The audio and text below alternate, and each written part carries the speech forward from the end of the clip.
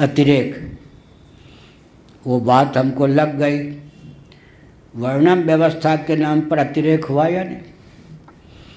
मेरा जन्म तो पूजने के लिए हुआ है ब्राह्मण कुल में। नारद परिव्राज को उपनिषद में क्या लिखा है? आपका जीवन पूजने योग्य हो, उंगली उठाने योग्य ना हो, लेकिन जिस दिन कोई गाली दे दे, पिटाई कर दे, उस दिन समझो कि अमृत मिल गया। जिस दिन कोई गले में माला डाल दे, सम्मान करे, प्रशंसा करे, समझो आज विष मिल गया। सम्मान को विष, अपमान को अमृत समझे।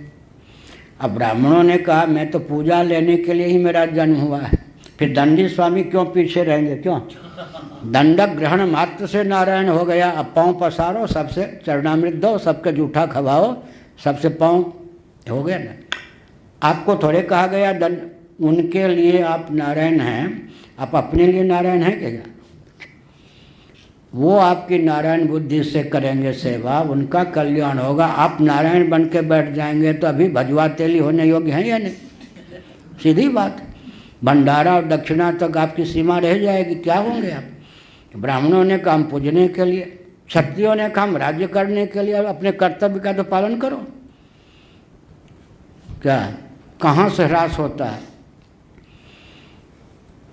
जब पद सुलभ दायित्व का कोई निर्वाह नहीं करता या जन्म सुलभ, उसका उपभोक्ता बन जाता है, कोई भी हो।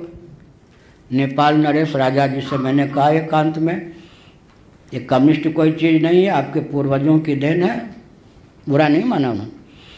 हमने कहा आपके पूर्वजों ने क्या किया?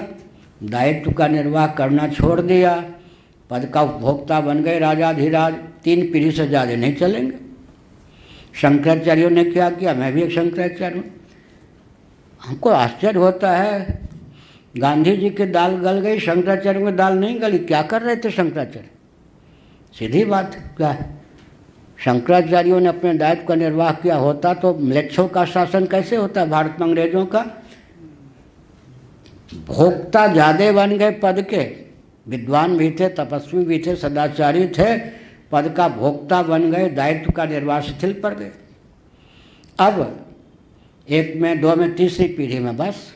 इसलिए अब क्या हुआ? इसका अर्थ क्या हुआ? इसका अर्थ क्या निष्कर्ष निकला? पतन का मूल क्या है? अब दायित्व का निर्वाह नहीं करेंगे, दायित्व के निर्वाह में आनुषंगिक सुविधा का उपयोग कीजिए। क्या